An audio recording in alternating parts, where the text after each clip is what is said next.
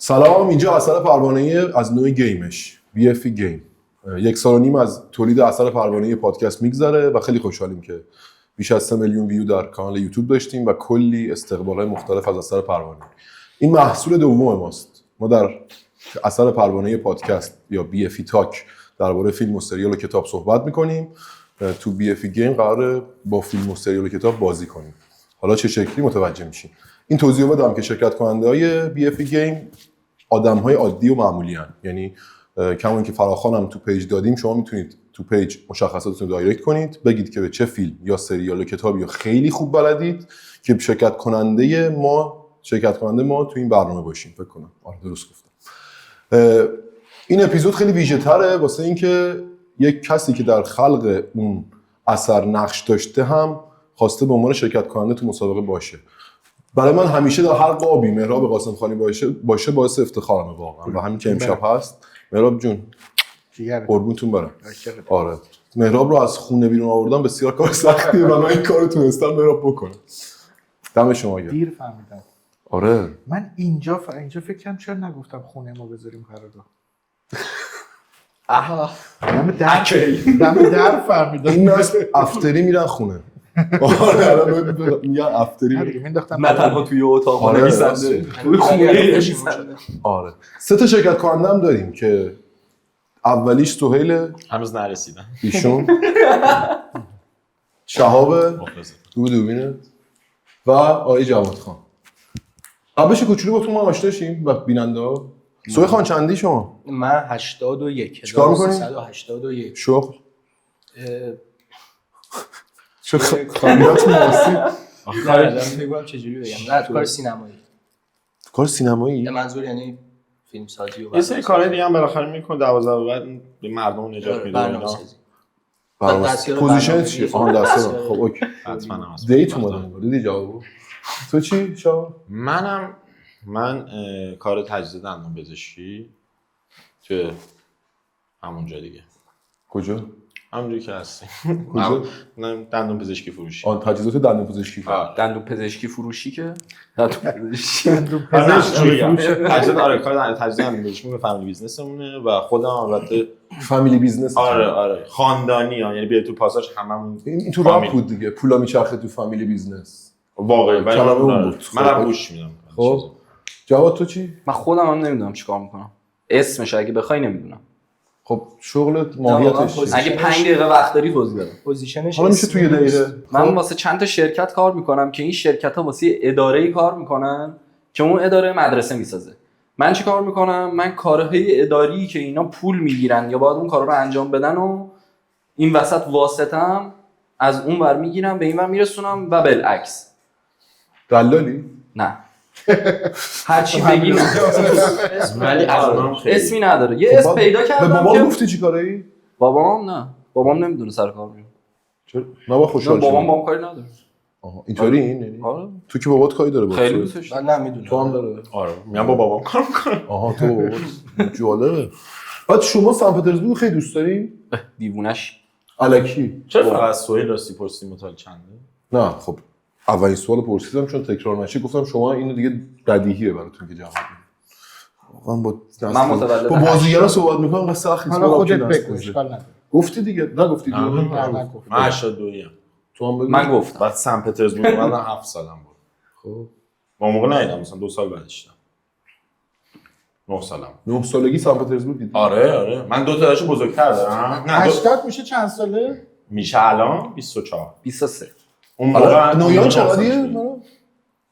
23. من 18 سالش. نویان 86 و جنزی نیست؟ چرا؟ نویان هم جنزی داشت. فکر کنم جنزی هست. ولی آره. آره 80 تاریخ قدیم نه. بعد فکر کنم تاشون رو هم سنشون از من کمتره. 2010 میشه 2010 به بعد. ولی تو فکر نمی‌کردی مثلا 80 من فکر نمی‌کردم سن پترزبورگ برای 80 ها جذاب باشه. خیلی چیز عجیبیه. مثلا عجیبه که دیدن. 9 نه اصلا سالگی خیلی زیاد دیدیم. من 2 تا برادر بزرگتر دارم. خب بعد یه برادر وسطیم خیلی این کلا فیلم زیاد می‌بینه و اون تایم هم زیاد نیست 6 7 سال از من بزرگتر. و سن پترزبورگ مثلا همیشه میشست منو کنارش می‌دیدیم. یه تایمی به بعد من انقدر این فیلمو دیده بودم مثلا شده بود یه روتینمون. الکی نگو. من بجون تو جدی میگم. روتین سان پترزبورگ. آره مثلا مووی نایت دیدی میذارن جمع میشن واسه هری پاتر میبینن مثلا 2-3 ماه یه بار سن پترزبورگ. آره. شما اکیپ دوستید ما. آره میگیم بشینیم فیلم ببینیم میدونیم چی میبینیم. چی می‌بینید؟ سن پترزبورگ. چون بعد وقتا صحبت میکنیم که چیز دیگه ای ببینیم ما بعدش. خب مثلا الان حدودی بگید اکیپی چند بار سن پترزبورگ دیدین؟ ببین من اولین باری که سن پترزبورگ دیدم با بچه‌ها دیدم. یا 5 سال پیش بود. که از موقع تا حالا فکر کنم 30 بار بار چیز نه. 13-14 بار یعنی دیدی؟ 30 بار. 30 بار دیدی. آره.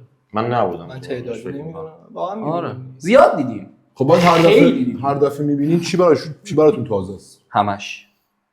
نمیشه که نویسنده من جواد واقعش میگم میخندیم دیگه. یعنی هیچ چیز خنده‌داریش کم نمیشه از خنده. باران تازه نیست. که اسم مردم. خیلی واقعا تیک‌های خیلی جالب داره. بعد از تیکه‌های فیلم چیزی هست که استفاده کنین؟ آره. یه مدت ایشون میومد من تلفنم زنگ میخورد. سوال میومد پسرمه. نه ما مثلا دور هم میشینیم بعد یه اتفاق خیلی مثلا یه اتفاق ناراحت کننده ای میفته برای یکی. آره یه اتفاق ناراحت کننده ای میفته برای یکی بعد یه سکوت 10 ثانیه‌ای دیدیم میشه چقدر همه اون 10 ثانیه بعد یکم چیزه بعد چی میشه؟ بعد اون 10 ثانیه چی؟ هم داشتم فکر می‌کردم چجوری به سن پترزبورگ رفتش. آره بعد اون 10 ثانیه یک نفر اون وسط میگه که من میخوام برم سینما یه فیلم ببینم از این حال و هوا در بیاد. نه من باورش بکنم. من میرم سینما یه فیلم ببینم بلکه حالم یه خورده جا بیاد دفعه که این بابا بیام بیرون. خوب فکریه. اگه میای بیا با هم بریم. نه قربونت برم.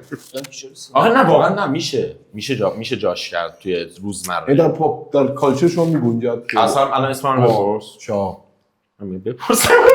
شهاب. بپرس. اسم چیه؟ سوال اسم چیه بپرسم. خب اسم چیه؟ باران. خب بعد مثلا اینجا واقعا شما مثلا ببخش مثلا قهوه میریزی. خب میمونیم مثلا دیگه میریزه همه چی. بعد میگی من این باران اسم دختر نیست. واقعا میپرسی. مگه این تو روزمره چقدر آدمای جدید خب آره میلیون آره. این استایل بیاد جلوت بشینه بگه من اصلا بارانه. اصلا نمیپرسی چرا؟ ببین بیسیک ما شوخی داریم خودمونم. کلا کلاس شوخی میریم. آره. جلو مهراب یکم نه اصلا. نه اصلا. این حرفا نزن. ولی بعد چی گفتم مگه؟ من یکی بگه اسمم بارانه من به سن پترزبورگ فکر نمی‌کنم. واقعا؟ خب ولی خب اون سوالشو میپرسم من میگم آره دیگه واقعا باران بپذیر دو زمین خب ما تا جایی که باران دیدیم فکر کنم اونجا بوده باران در جایگاه مذکر. چون باران بپذیر دو زمین بارور شد. باران مذکر. من پسر که دوستان باران بود اسمش. از اون برداشتی؟ یادم نمیاد. ولی ناراحت نشد. همین سن پترزبورگ برداشته. خب بعد هنوز داشت این شعر هم اونجا خوند کی خوند؟ که اسم پسرم گذاشتم باران چون نه یه بپذیر دو دیگری بزرگتر دیگری بود داره. یا خیلی کارگردانی بود که پسرش اسمش باران. خدا نگهش داره. خب قبل اینکه شروع کنیم شما به عنوان جنزی که اثر محبوبتون سن پترزبورگه مهراب سوالی نداری درباره سن پترزبورگ؟ دوشو کی میساز؟ هرگز مهراب تو مصاحبه ما گفتی دوش نوشتی. نه چیزه ببین خیلی پیچیده است برای اینکه پیمان و محسن و حالا رامبد که اومده پای کار به عنوان کارگردان خیلی درگیر کارن همش. اینکه در یک موقعیتی همشون کاری نداشته باشن توشون بیکارشون منم که تقریبا همش ممنوع کارم هر وقت کار بخوام بکنن آمادم. ولی آره اینکه بشه واقعا یه تایم خالی مشترک همشون با هم داشته باشن سخته دیگه. بعدم تو این شرایط اقتصادی معمولا کاری رو که زودتر و نقدتر رو همه قبول میکنن. ولی داستان اینا آماده است. ببین ایده از همون موقع بود. ما همون موقع که سن پترزبورگ یکو مینوشتیم در واقع ایده طرح کلی دوش رو داشتیم. خیلی کلی ولی میدونستیم میخوایم چیکار کنیم. مسیره میدونستیم چیه. ولی هیچ وقت به نوشتن نرسیم. چند ماه پیش با پیمان یه بار دیگه دوباره بحثش جدی شد. یکم رفتیم جلو ولی یکم فقط خیلی نه. پیمان بیشتر کار کرد. من یادمش درگیرش چی بودم، یکم پیمان بیشتر وقت گذاشت روش، ولی باز دیگه همه درگیر شدیم دیگه. رفت سر کارناوال، محسن نمیدونم چی کار داره میکنه، پیمان رفت سر بچه بزرگ کرد. خیلی حیف. آره نمیدونم کی ممکنه پیش بیاد، ولی هی همش صحبتش هست. من به نظرم پیشنهاد باحالم میشه. بخاطر اینکه یه شاهکار نمیشه دوباره ساخت. نه جد واقعا جد میگم، نه الکی نه واقعا نه واقعا اصلا نپرسم. میگم دوش ساخته نشه به نظرم باحالم هست. چون نمیشه تکرارش کرد. گویا یه شاهکار نمیشه دوبار ساخت، گفتم این جمله رو حفظ کنم. ببین چی میگم، اعتقاد ندارم ترمیناتور دوش از یکیش بهتر. ولی این هم فاصله بینشون نیفتاد. نه آها مثلا بلید رانر چی؟ مثلا فاصله که خیلی غلط بود. مثلا من 9 سالم بود اولین بار دیدم. توی 22 سال دوباره چیزی نبود که قرار باشه دوش باشه. ما اصلا دویی که داشتیم، طرح دویی که داشتیم در واقع آخرش اینا سوار هواپیما میشن میرن، ما تو دو پیاده میشن. الان پیاده شن هر کدوم چند سال 15 20 سال بزرگتر شدن. هواپیما خیلی میتونه بره دوباره زندان، خیلی تاخیر داشت. من یک هواپیما گم شد تو زمان. آره واسه همین اصلا سری جدید که شروع کردیم به کار کردن کلا تغییر کرد خیلی چیزاش دیگه. یعنی و یک نکتهش این بود که باید در می‌آوردیم تو این تایم بهشون چی کار کردن. این وسط رو باید پر می‌کردیم دیگه. ولی میشد دوباره برگردیم به اون ایده قبلیه و داریم براش چیزایی که بامزه باشه. ایده های بانمکی داشتیم براش، لو نمیدم. ولی برای دوش داره از اون موقعش هم چیزایی پیدا کرده بودیم. میبرش از آقا یک چیزی نداره لو بدیم؟ حذفی دیدی دیگه. حذفیاتی سانسور. که خیلی عوض شد. هفتری دیگه. خیلی تغییر کرد، در طول ساخت خیلی تغییر کرد. یکی از چیزش مثلا کاراکتر امین اصلا توی فیلمنامه نبود. بهتر بود یا بهتر شد؟ من قبلش رو خیلی بیشتر دوست داشتم. آره خیلی با فاصله. ولی امین هست میتون. امین حیایی. نه امین با که شخصیته. آره چون امین حیایی اسم نداره واقعا، درست میگم. آره مأمور. من اسم مأمور. آره و حتی اینجوری هم نبود که واقعا فیلم برداری شروع شده بود و کاراکتر امین بهش اضافه شد و وسطش واسه همین خیلی چیزا ریخت به هم. یا ما یه بازی زمانی توش داشتیم که اون از بین رفت، به نظرم اون خیلی آسیب زد به فیلم. یعنی اصلا فیلم با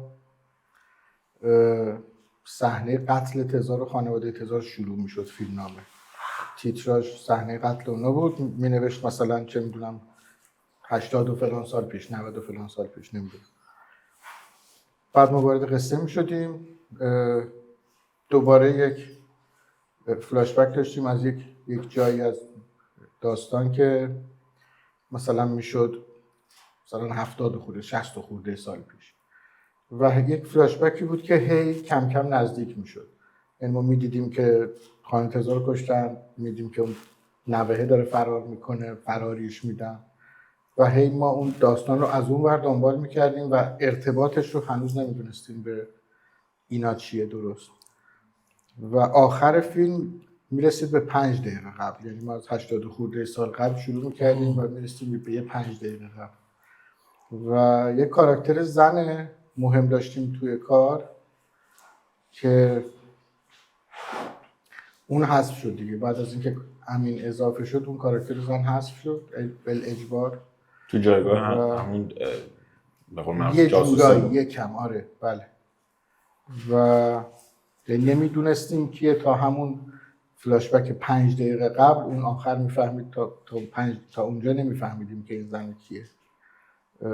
در واقع کاراکتر زنی بود که با محسن تنابنده وارد رابطه میشد، محسن عاشقش میشد و این و بعد ته فیلم معلوم میشد اون جاسوس هست. آره واسه همین اصلا ما اسم فیلم سن پترزبورگ بود، بعد سن پترزبورگ رو میدیدیم دیگه، تو فلاش بک ها ما دائم میدیدیم و بعدش دیگه اینقدر فیلم برداری طول کشید دیگه اصلا به صرفه نبود که برن یه بخشایی رو اونجا بگیرن و اینا. آره و اصلا اون بازی از بین رفت و کاراکتر امین یکم منطق نداشت دیگه. من هنوزم نمیدونم که اصلا واسه چی بود. واسه چی می‌خواست بکشه؟ قتل متل بزن. واقعا همینش. نمی‌خواست بکشتش. آره اینا که هیچکی که نمی‌دونست. یه جایی گفتن خودشون استخدامش کرده بودن. بعد خودشون استخدامش کرده بودن، بعد خودشون آخرش زدنش. مثلا از دست در رفت دیگه، اون اصلا چیزه. آره ما اصلا سر همین چند ماه پیشا که داشتیم می‌خواستیم دو رو شروع کنیم، من گذاشتم یه بار تازه فیلمو دیدم، مثلا چند ماه پیش مثلا پارسال بود. همینجوری فست فورواردی نگاه کردم ببینم که موقعیت چی بود. تازه اونجا کم چیز شد زنگ پیمان که همین چیه ماجراست، چرا من الان دارم میفهمم اسمم نه رفاقت. پارسال دیده تو. آره نه مهراب کاری که می‌نویسن نمی‌بینه آخه. نه واقعا معمولا نه. جدی؟ بعضی وقتا مجبورم میبینم ولی مجبور نباشم نمیبینم. چیز عرفی هم فکر کنم مثلا اینکه نبینین واقعا دیگه نوشتینش ساختینش دیگه بشین ببینید سلیقه‌ایه دیگه. حالا یه چیزی ببین من چیزه، من ماجرا که تو وقتی مینویسی خودت داری از یک زاویه‌ای میبینی، یه جور بازی رو میبینی، دوربین رو یه جایی میبینی، تصویر رو یه جور میبینی. بعد وقتی نگاش میکنی بازیگره حتی هر چقدر خوب ولی یه جور دیگه داره بازی میکنه. اون بازی نمیکنه که تو نوشتی. کارگردان از یک زوایای دیگه میگه، یه سری دیالوگا میره، یه سری شوخی‌ها میره، یه سری آکسانا جاش غلطه. نه دل سرد شدن نیست، من بیشتر هرس میخورم. یعنی همونجوری که میره جلو میگم کاش اینجاش اینجوری، اینجاش فلان. یه بخشش از خودم هرس میخورم که وسط دیدن فکر می‌کنم که کاش اونجوری نوشته بودم، کاش اینجا این کارو کرده بودم. مثلا بیشتر شکنجه میشم وقتی کار خودم میبینم، ترجیح میدم. بعد تو کارا چی بوده از همه نزدیکتر بوده به اون زاویه؟ یادم نمیاد. اون کارهایی که با این مدیری کردین به مهران آره مهران نزدیکتر. واقعا مهران خیلی کم میره سراغ بداهه. یا رامبد هم همینه. رامبد واقعا همون چیزی که نوشتی رو میگیره. یعنی رامبد یه موقع میخواد یه دیالوگ رو عوض کنه، میگه جای اینو بگم، مثلا اینو بگیم، و میگم که خب باشه، میگه خب بنویس، میگم خب دیگه نوشتن میخواد گفتی بگم، من میگم باشه، میگه نه دوست دارم عین متن باشه، دوست دارم عین متن، همون چیزی که خودش میگه رو من مینویسم، آخر دوباره میدمش و یه بار دیگه میده پرینت میکنن و بعد خیالش راحت میشه که خب الان عین متن. آره رامبد هم خیلی نزدیک میره. خودتون دوست دارین سن پترزبورگ؟ یعنی تو پیمان بین چیزایی که نوشتین سن پترزبورگ ویژه هست؟ آره بابا، آره من واقعا دوستش دارم. ولی میگم همون اون ماجراش دیگه، به همون اندازم هرس خوردم از دیدنش. واسه همین من زیاد ندیدمش. من فکر کنم مثلا یه بار همون موقع دیدمش، یه بارم فست فورواردی پارسال مثلا. نتونم سوال بپرسم چقدرش میتونه بداهه باشه؟ چون میگم واقعا اسیدیه. سن پترزبورگ خیلی اسیدیه. اینکه بداهه نباشه خیلی عجیبه. یعنی چی اسیدی؟ یعنی اینکه من نفهمیدم تو واقعا اسیدی عادی نبود. مثلا اون جایی که مثلا نقش مثلا کریم داره اسپانیایی صحبت میکنه، نه پیمان نوشته خیلی اسیدی تر شد برام. چی که اینو نوشتن چون هیچی، چون کلمه نوبتی حرف بزنید بگو. خب کلمه‌ای چون ادا نمیکنه، کلمه ساختگی همشون. یه جا یه کلمه‌ای میگه که من حالا با این روشا روش بوق گذاشتم، تونستم در بیارم که چی میگن. با نعیم نظام دوست میخواد به دستشویی یه بله آره زاراگوزا میگه یه کاسونا. آها اون نایید آره. کاسونا ببخشید. بوق گذاشتن. آره تو بدون بوقش دیدی؟ من یه دون بعد نعیم نظام دوست زیر لب میگه اونو بوق نذاشتن ولی خیلی صداش پایین. من تو اسپشیال به جالبیه مثلا نسخه که این فکر کنم سایت اشتباهی دیدم چیزی نه. ولی ببین من یه سری 60 دوست داشتم که سن پترزبورگ دوست دارن، تو دوستای خودم هم که میدونم سن پترزبورگ باز داریم و برام جالبه که برای 80 هم هست. یعنی تو فکر کنی چی داشته که کار کرده برای سناس؟ ببین نه واقعا، یعنی اینکه فکر شده باشه که نه، منتها من فکر میکنم اگر کارتو درست انجام بدی باید ارتباط برقرار کنی دیگه. من یه موقعی مثلا خب چون نویان خیلی فیلم ببینه دیگه، اونم دهه 80، من یه موقعی بعضی فیلم‌های قدیمی رو میذارم براش و چیزی که من خودم خیلی دوست داشتم، خیلی مثلا و با استرس میذارم که نکنه دوست نداشته باشه و شده که بعضیاش هم دوست نداشته، ولی یه حالم خوب میشه و میبینم مثلا فیلم چه میدونم دهه 60 میلادی ساخته شده و دنیا باشه ارتباط برقرار میکنه و خوشش میاد. مثلا همین که استار وارز مثلا خوشش میاد، چه میدونم سال 78 9 میلادی ساخته شده، با این نسل میتونه ارتباط برقرار کنه دیگه.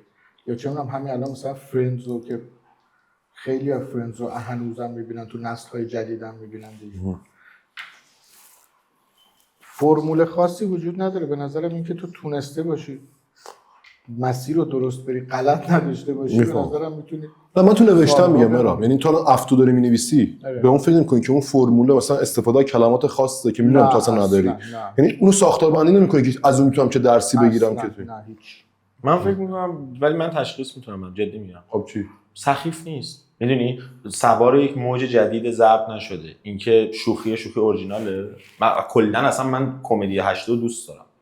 سن پترزبورگ جدا. حالا واسه اینم تو افتو هم دوست داری؟ افتو نه اصلا ندیدم. ندیدی. تو چی؟ افتو شخصیت عروسکیه که الان چند تا من مثلا تیکه توی اینستاگرام دیدم، بامزه بودش برام. همونجایی که شوخی سیاه‌پوستی اتفاقا میکنه مثلا رامبود باهاش. نژاد پرستی میگی. آره خیلی باحاله.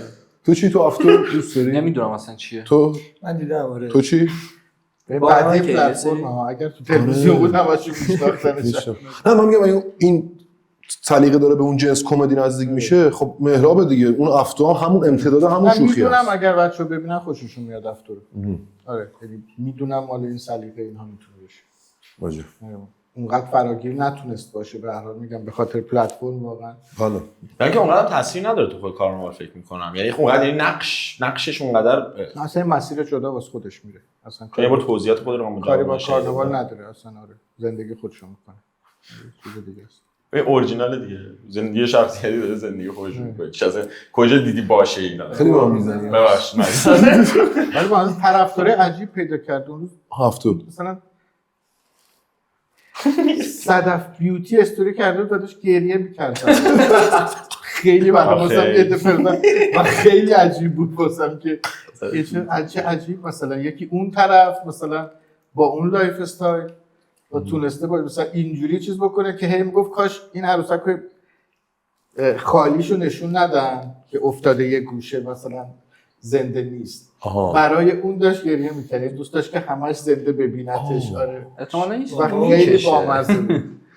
تا ببین طرفداری عجیبی پیدا کرده. اونطور میگم چون کم دیده میشه، از نسل‌های مختلف و سن‌های مختلف طرفدار داره. من به عنوان طرفدار شما خیلی خوشحالم. شما خروجی جدید دادید. گلگون تو برم. خب بریم سر مسابقه. مراب اگه سری تو تا اینجا میتونستم. من این سری سوال از سن پترزبورگ بپرسم تو ندونی هیچ مشکلی نداره مراب. نه چه مشکلی داره؟ نه چون آدمو شاید فکر کنن که آدمی که نمیدونه مگه خودش ننوشته فلان. نه ببین یه چیزی بذار بگم، مثلا چرا باید حفظ کنم؟ میدونی مثلا ذهنم رو نمیذارم واسه حفظ کردن یه سری چیزا، میگم من ذهنم رو خلق کردن واسه مثلا چیزه مثل آره که سه نفر اینجا حفظ کردن مثل سه تا دیوانه نیست. آره نه آخه بعضی مردم میگم مثلا مردم اسم میکنم اگه حفظ نباشه مسلط به اثر نیست، در صورتی که اصلا نیازی نیست که اتفاق باشه. ولی قبول کردی که با اینا رقابت کنی. من الان مطمئنم قطعا خیلی از شماها عقب‌ترن توی ماجرا، ولی میبرم با فاصله خواهم باخت. آره و آره اصلا با فاصله خیال راحت دارم میگم. و نه سن پترزبورگ، حتی مثلا چه میدونم همین مریخو اگر مثلا 4 تا بینندش بیان ببینن که من مثلا 3 سال پیش نوشتم بازم خواهم باخت. آره اونم خیلی بوم بود. بریم سر. بریم سر. آره 3 تا بخش داریم، 3 تا سطح سوال مختلفه. یه جور خفه شو بوده. نه یه جورش بود. در مریخ آخه باز کرد. ببین تو من که دیدی خودم مشاهده میکنم بعد یه ساعت میشیم گپ میزنیم. ویژگی مهراب این شکلیه، شما میدونم هیجان دارید. داش مریخو باز میکرد که یه رو بریم تو مریخ. الان مخاطب ایلان ماسکو بگیرم. همون نسل شما تو یوتیوب میگید مگه نگفتید تو کاور سان پترزبورگ چرا اونجا در مورد سان پترزبورگ کم صحبت نمی‌کنم. اینو من بس تاکید کنم مهراب اگه سوالی در مورد مریخ بعد نیست ما داریم زایش نمی‌کنید. یعنی اینو من از الان ببندم که مخاطب بله در مورد سان پترزبورگ گفتی مریخ. گفتم مریخ هم ببخشید. بخش اول 16 تا سوال بچه. خب نوبتی از هر کدوم میپرسم. آقای قاسم خانی از من بزرگترم. آره چشم. یک مهراب دو کی؟ دو دیگه با اگه ترتیب چی؟ نه دیگه ساعت کرد. یعنی نه زیگزاگی دقیقاً بپرسی رو سن میچرخه. قاطی میکنیم. آها ساعت دو کرد سوهیل، رفت زیگزاگ چیه؟ من یک مهراب، دو سهیل، سه شهاب، چهار جواد. سوال میپرسم یه جوابشو بلدین 1000 امتیاز توی محله میگیرین یا بلد نیستین نفر بعد با اینو جواب بده. اوکی بریم. تایم هم نداره. همون سوالو سوال. مهراب تو سوال اینطوری نکردم که خیلی ترس داشت. خب آقای قاسم خانی طبق دیالوگ فرشاد در فیلم سن پترزبورگ کدوم لحظات هست که آدم به ایرانی بودن خودش میباله؟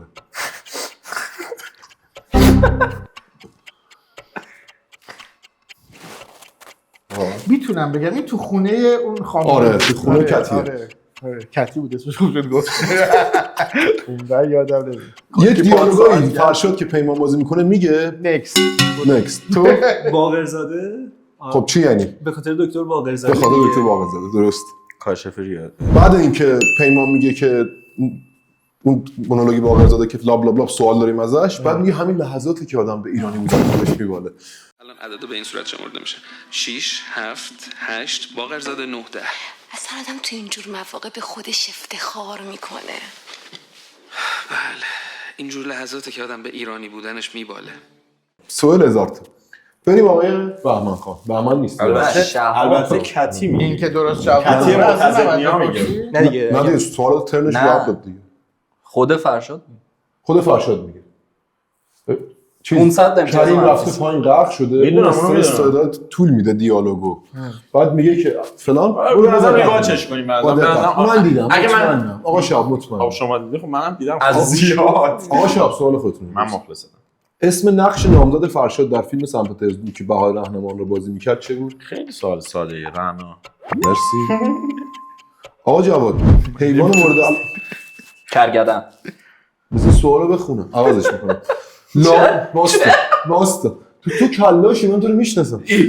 چجوری؟ بالاخره تاریخ سال لاولند گوش کن. آقا تو سوال نسته تو. اگه درست الان جواب از دادم 16 تایی که کم شد یعنی. الان نه، انعکاس آقا، کجا تلفن جواب زنگ. می‌بینی؟ آقا اگه من درست جواب دادم بعد 1200 امتیاز من بدی. چرا؟ چون 2 تا داری جواب دادی. حداقل بگو 2000 تومان. اولی خود یه جوابشون دونه حیوان مورد علاقه کلا تو اون فیلم بود کرگدنه که در ذات خودش هم مدرنه. من گذاشتی به سوالو نظرم بپرسم. درست جواب. نه آخه سوالی نبود اصلا نه. ببینم آخه کرگدن کجاش بود؟ منم مثلا یادم کردن تابلو بود. من یادم نیست. کرگدن فکر کنم با این فیلم یه قاطی کرده. باستا سوال تو جواب بده میرسیم. لاو لنگویج فرشاد و رعنا وقتی با هم تلفنی صحبت می‌کردن چی بود؟ موش مرسی. 1200 من 2 تا سوال جواب دادم. مهراب به پاس زحمات چه کسی یک عدد به اسم این پروفسور شهیر در ریاضیات مدرن نامگذاری شده است؟ باقرزاده. بابا میتونه ناراحت باشه به خدا. پروفسور شهید بود؟ شهیر. نه مشهور. مشاهیر. underrated. یه دونه درست گفتم. کریم که نقششو تنابنده بازی میکنه وقتی به کافه جورجیک رسید چه چیزی سفارش داد؟ گاتا. آفرین. خوب بلد اینا. این گاتا بعد زندان میچسبه زهر مار. حیوان مورد علاقه رعنا نامزد فرشاد در سن پترزبورگ چه حیوانی بود؟ الان گفت کرده کرگدن. کرگدن نیست، موشه. چون موش کرگدن نه با باران صحبت میکنن میگه چیز هنری طراح سوال اصلا میگه من از کرگدن خوشم میاد چون در ذات خودش موجود مدرنیه. مثلا چیش مدرن حق با ایناست. حق با ایناست. از این سوال دیگه بکن خب. تو یه بار دیدی. بله کرگدن نیست من مطمئنم. میتونم تو فیلمو دوباره بیام آقا نده از بیرون آقا حق من بخوری با من من بیرون نیست شما حاکم کارگردان من میرسم گردن نمیگیره مهراب. نه ببین حیوان مورد علاقه الان موشه، چون الان گفتین دیالوگ تو هامون بود میگفتم ولی این سوال خیلی سوال زیرپوستی بود برداشتش متاسفم. آقا جواب موشه. آقا موش بود شما نوشتین شخصیت آقا حیوان مورد علاقه موش نام دوست داده داره. فرشاد موش بوده دیگه وقتی براش موش میشه. غیر اینه اصلا نویسنده من درست گفتم. نه دیگه پیمان به حیوان مورد علاقه رفت نداره. ممنونم سختی سوال نمیاره. آخه اصلا ربط ولی من آقا نویسنده من اینو تو شخصیت برداشت من به نظر شما سوال درست رو میکنیم آقا. یه سوال دیگه سوال رو عوض کن. چقدر خوبه این شامورتی سوال بعدی از شهاب. ادامه این دیالوگو بگو. باران اسم دختره. من یه ترانه دارم که شما نشنیدی. میگه که باران 3 نقطه. من قبلش بخوام بگم میگم ما تو روزمره‌مون مثلا آدمایی اینو جواب میدن باران بوزید و زمین بارور شد. با حفظ باران اینو. مذکره دیگه. متوسط. نه میگم مثلا تو روزمره اینو به آدم‌ها متوجه. خیلی میدونم. من یه ترانه گفتم شما نشنیدی میگه که باران بوزید و زمین بارور شد. بارور مذکر دیگه نه؟ من یه دستشویی برم باجزد. جواد اسم کلیسایی که در فیلم از آن روز نام برده قیامت. می‌شود چیست؟ و این اسم دیگه داشت. کلیسای روز قیامت. نه عزیزم اون نامه بود. چقدر خوشحال شدم. اون نیستش ولی منم یادم نیست چی بود. چی؟ سندیکات. خب نگفتی کدوم کلیسا؟ سن نیکولاسه؟ سندیکاته باشه. سندیکاته سندیکاته. آره کلیسای سندیکات الکی داریم. نه واقعی نه اصلا ولی اسم یک کلیسا وجود نداشت داشتم کدوم من کلیسا. میدونم ما بر اساس تحقیق یادم نمیاد. یه چیز خیلی جالبی داره خیلی از شخصیت واقعی ان خیلی از ولی شخصیت نگفتی واقعی. کدوم تاریخی کلیسا؟ ها که کاملا درستن گفتم اسم کلیسایی که در خودتون فیلم ننوشین حالا که بعدش جالب. توضیح میدم که چرا خب نام برده میشه چی دیگه. شد اونجوری شد. کلیسای روز قیامت هم کلیسا نام رو؟ برده میشه دیگه. نه اصلا همین که آها، بر اساس حتما. واقعیه. این ترم رو تمام کنیم. با جواد خان قبول نتونست. نیست. مهراب فیلم سن پترزبورگ در چه سالی ساخته شد؟ اینم یاد نیست مهراب. این دیگه خیلی مهراب. این باید دیگه الکی بگم. من گفتم نه اجتماع داشت اتفاقاتی میافتاد که به نظرم خیلی یادته. مثلا باید 15 سال پیش باشه نه 404 89 مثلا. یا 88 درست. آره شوخی می‌زنی. 88.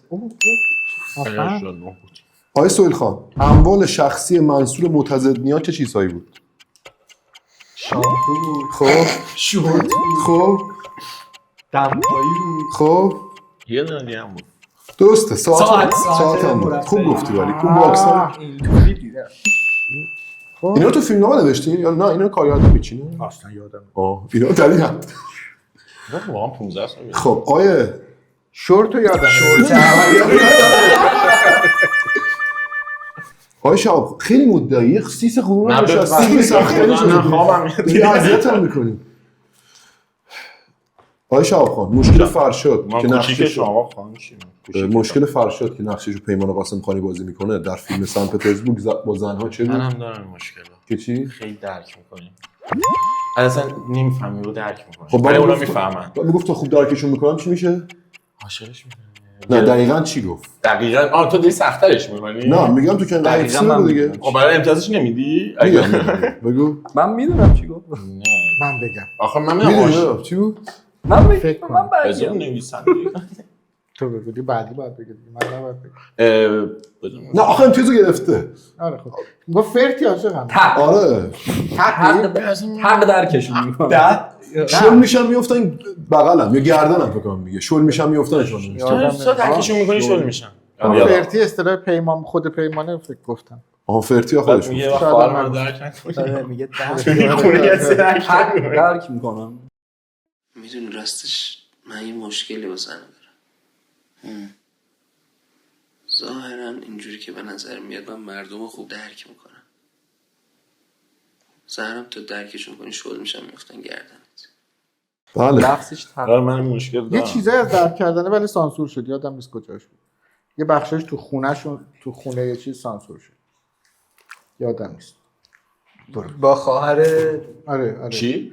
از بحث درک کردن یه بخشش سانسور شد آها آها ولی یادم سرای نیست. فانش تو بودی به هم رحم نمی‌کنی خب آیه جواد خان ما خیلی دوست داریم فرشاد اولین بار که کتی رو توی خونش دید اونو با چه صفاتی خطاب کرد؟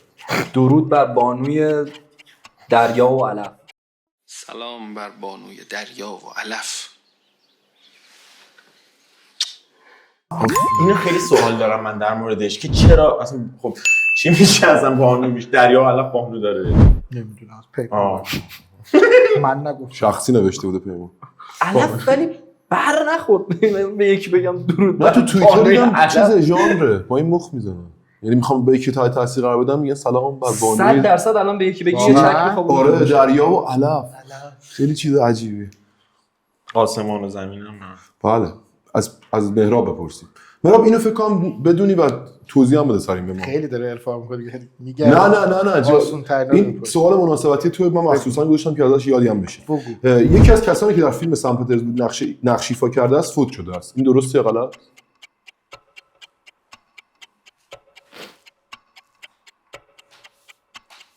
کی فوت شده؟ نقش خیلی کوتاه داشته. اون آقایی که خواهن تلفن با پسرش حرف میزد. نه بابا که بردیه. آره. خدا بیامرزه.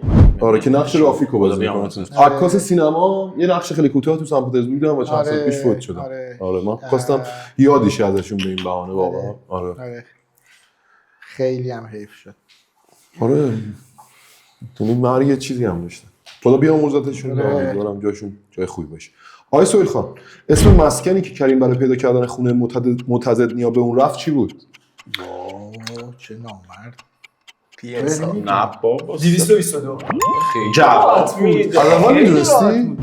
خواستی تعلیق ایجاد کنی. بله دیگه بالاخره طبیعی میخواد جلوه بده. با یه عدد دیگه قاطی کردم. واقعا این بوده؟ آره واقعا این بود جواب. چرا نگاه کردیم به اسم مسکن؟ من گفتم خیلی خوب ببینین. اینو دیگه خیلی خوب دیدن. منم اذیتم مرا. یه دونه فقط اون جواب نداده. اونم فقط سوال گفت اسم کلیسا رو گفت. جوان تو نروژ به دنیا اومده. ربطی داره. خب فیلم‌های فارسی رو اونقدر با دقت ندیده دیگه فارسی جان. دروغ میگی. برای شوخیاتون هست ناکافی بودن دارم. نه آقای شهاب خان، وقتی کریم وارد کافه جورجیک شد آرمن داشت چیکار میکرد؟ داشت هسته بازی میکرد. آرمن میگه نکست دیگه اینجا. نکست شما. کتاب داشت میخون. نه خیر شما. آرمین کی بود؟ آرمن چاینا داشت. داشت نقاشی میکرد. واقعا گل میکشید. اون دوتا دیگه داشتن چیز حتی تخته بازی گفتی هم اینجوری نبودم که بگم چه چیزی یادم نمیاد. کی بود؟ بله. من بچه درست بود نقاشی می‌کرد. آرمین کی بود؟ بچه‌ش بود. بچه جورجی بود. پسر بچه‌ای که توی کافه بود. من آرمن رو با اون آقایی که باش نشست آخر تخته بازی کردش. آها بازم تو یادم میدونستی داشت نقاشی میکشید؟ حتی بچه یادم اون توپولر رو مثلا داشت چیکار میکرد؟ نیستن. داشت چیکار میکرد اصلا؟ چرا درست نه داشت. تو یادت بود که آره، نقاشی میکشید؟ فکر کنم سندرومدان داشت. آره تو نقشش سندروم داشت که دروغ بودش. نه سندروم نداشت. مثلا اوتیسمی طور بود که نبود. نمیدونم. تهش اونجا تو کلیسا میاد خیلی تو طور رسمی میشین. من دیتیل اینش شدم نی. من حتی بچه رو یادم نمیاد. آها دری هست. حتی آشنا نیست. شهاب اسم واقعی صدف دوست رعنا که نامزد فرشاد بود چی بود؟ من فکر کنم اشتباه داری میگی چون اسمش صدف بود. یه روزی چهارشنبه هفته پیشش تصمیم گرفته بود که مهسا صداش کنه. آفرین دیالوگر کامل میدونی. نه اصلا اشتباه پرسیدی سوالو. برعکس اسمش مهسا. شهاب تو جواب در سوال بگم که قراره بعد از این برنامه آره جواب خون. نه خیلی باحال خوب نه. پارت اول سوال راحته واستیم بچه‌ها. آره کلیسا. تصویر کدوم کلیسا نه. تصویری ازم سوال بکنی هیچ نمیتونم جواب بدم چون من چشامو یه ماه عمل کردم تا قبلش نمیدیدم. جواب صداش بشه. آره اما فقط صدا رو دارم سیما رو نداشتم من. مسخره نکن دیگه. هنوزم نداره سیما رو. آقا من دروغ میگم آقا شما این همه سال من عمل کردم. باش. جدی میگم به جواب کریم وقتی در خانه سالمندان بود چه چیزی رو از رئیس خانه سالمندان دزدید؟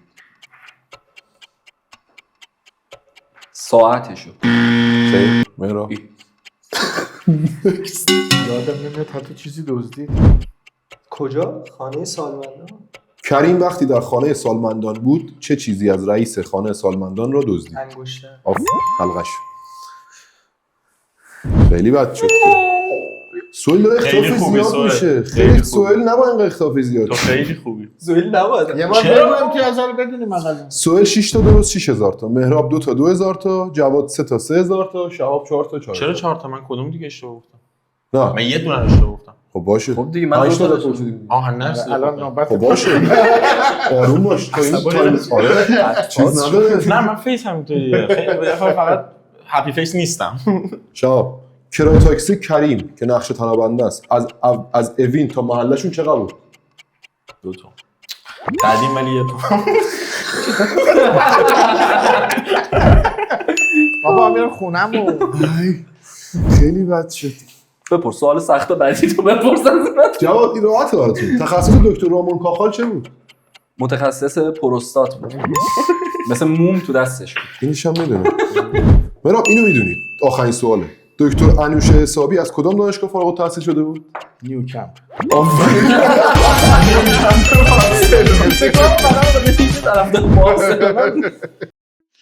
و رئیس دپارتمان جراحی پلاستیک دانشگاه نیوکمپ بارسلون دکتر کاخال هم که در خدمتشون هستیم بزرگترین متخصص پروستات جهان هستن.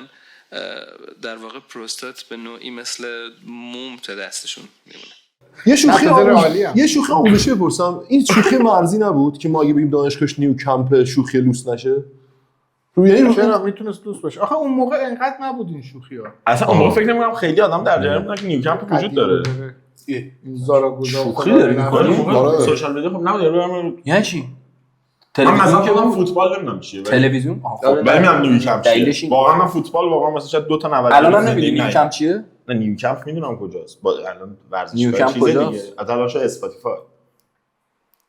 خوبی؟ مگه ورزشگاه بارسلونا نیست؟ شده اسپاتیفای کم. الان دیگه خوبی تو؟ من حالا خوب تو نیستم. خوبی؟ من خوب نیستم. من دیگه خوب نیستم. فکر کردم شده ولی- نیوکمپ. آره خب خریدش بود. ولی مثلا واقعا فوتبال ندیدم. بریم سر دو وقت بعد. خب 500 تا بدم الکی. تازه دیگه. قراردار دیگه چرا جواب نبوده. خسته رفت. برو آره من تازه برو خونم. وایسا خب چه اینطوری میکنی ازش میگیری؟ متضد نیه. من اصلا بر نداشتم. خب نه باشه.